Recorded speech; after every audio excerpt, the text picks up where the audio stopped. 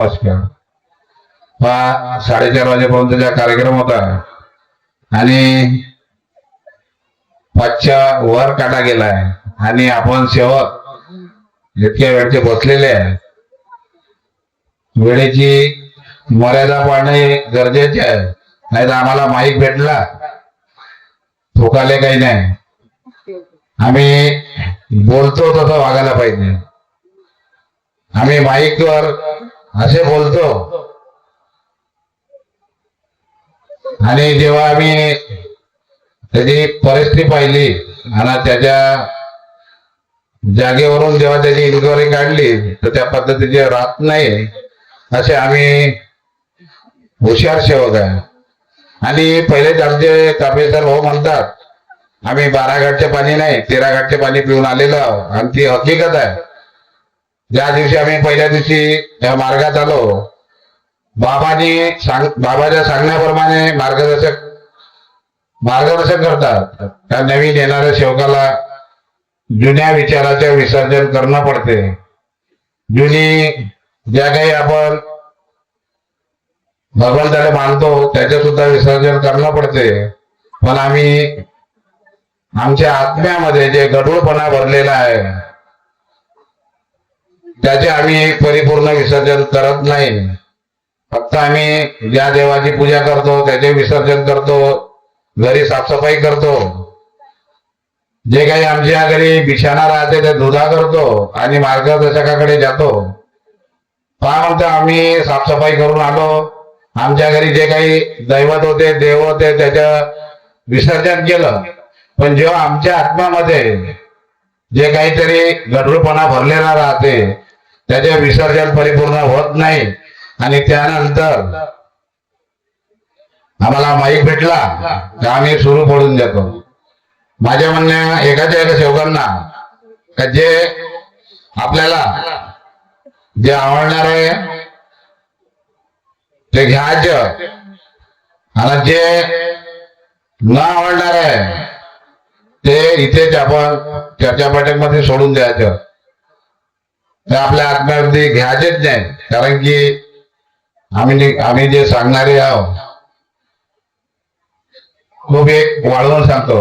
आमच्यामध्ये सवय आहे. माझ्या आज्याच्या घरी 100 गाई आणि सकाळी उठून काहीच नाही आणि आम्हाला एखाद्याला म्हटलं चाय बनव आमच्या घरी दूध सुद्धा राहत नाही अशी आमची परिस्थिती आहे. बाबांनी आम्हाला चांगलं जीवन दिलं आहे. आज आम्ही एक पुनर्जन्म म्हणून जीवन जगत आहोत. आपण भाग्यवान आहोत सर्वजण का बाबांनी आपल्याला जवळ केलं. नाहीतर माझ्या स्वतःचे अनुभव मी सांगतो, मला बाबांनी जवळ घेतलं नसतं आणि या मार्गाशी मी जुळलो नसतं तर मला वाटत नाही का मी आज तुमच्या समोर बोललो असतो. मी या मार्गामध्ये येण्याआधी या परमात्म्याची निंदा सुद्धा झाली माझ्या हाताने आणि मार्गात येण्याआधी माझ्या पत्नीने मार्गदर्शकाच्या आदेशाप्रमाणे माझं व्यसन सुरू असताना कार्य केले. आणि एक दिवस बाबांनी जवळ गेलं आणि जवळ गेल्यानंतर आपलं जीवन बनलं. आज मी तुमच्या समोर बोलत आहोत. आपण बाबा असताना सुद्धा या परमात्मा एक मार्गामध्ये काही हुशार सेवक होते आणि आज सुद्धा आहे. अशा सेवकांना ज्यांचे आम्हाला तत्व पटते त्यांची संगत करावी. ज्याचे तत्व पटत नाही त्यांच्यासोबत आपण सुद्धा आपलं डोकं जे आपण तापवतो बोलतो काही गरज नाही. आम्हाला बाबाने जेवढं सांगितलं आहे त्या पद्धतीचे कार्य करा. कोणी म्हणतात असं झालं, कोणी म्हणतात असं झालं. आमचे शेळके साहेब म्हणतात बाबांनी असं सांगितलंच नाही. आणि बाबा असताना मंडळाची पदाधिकाऱ्याची नियुक्ती झाली, 3 अध्यक्ष झाले. आमचे शेळकेची मला वाटते संचालक राहिले मंडळामध्ये बाबा असताना. त्यानंतर त्यांची बारगावला ड्युटी लागली. त्यानंतर त्यांचे संचालक पद काढून फकीरजी वैद्य साहेब यांना संचालक पद गेलं. आणि ते म्हणते का मंडळ म्हणून बाबांना सांगितलं नाही आणि बाबांनी मंडळाची स्थापना केली. असं आम्ही आमच्या स्वतःच्या स्वार्थ साधण्यासाठी काही माईकवर सेवकांना गुमराह करण्याचे कार्य करतो. यांच्यापासून सुद्धा आपण सावध राहा. आज आपण आजच्या जो सेवक असत आणि जो 40 ते 50 वर्ष आधीच्या सेवक असत, जो आजच्या सेवक, जो कार्यकर्ते, जो तत्वशब्द नियमानं चालते, पण ते 40 ते 50 वर्ष आधीचे जे सेवक म्हणतो, मला वाटत नाही ते त्या पद्धतीने कार्य करत असत. आमच्या मागे राहण्याचे कारण आम्ही आहोत. आज आम्ही मार्गात आलो, फक्त नावासाठी आलो. माईकवर जे म्हणतात ते बोलतो, पण आम्ही त्या पद्धतीनं वागतो का यांचा सुद्धा आम्ही ना विचार करायला पाहिजे. मला सुद्धा या मार्गात आलो 26 वर्ष झाले. मी 26 वर्ष आधी ज्या दिवस पहिला होता त्या दिवशी मी मार्गात आलो. तो दिवस माझ्यासाठी काय होता. आज बाबांनी आपल्याला कुठे कमी ठेवलं आणि कमी ठेवलं असं तर आमचे कर्म आम्हाला बाबांनी जे शब्द आहे मी तुम्हाला दिलेला आहे आणि करायचे तुम्हाला. आणि घ्यायचे सुद्धा आपल्याला. आम्हाला कार्य करायचे आहे. आमचे कर्म आम्हाला शोधायचे आहे. त्या पद्धतीने आम्ही कर्म करू, त्या पद्धतीने आम्हाला फळ भेटणार आहे. आणि आमच्या मागे राहण्याचे कारण आम्ही स्वतः आहोत. आज आमच्यामध्ये शंका कुशंका त्या जास्त वाढत चाललेल्या. आम्हाला आमच्या ज्या चर्चा होते आम्हाला स्वतःला माहित राहत नाही. आणि इथून 200 किलोमीटरवर 500 किलोमीटरवर चर्चा चालल्या जाते. सर्वप्रथम माझ्या म्हणणे एकच आहे का जोपर्यंत कोणाची शेवगाची कोणी शेवकीनताईची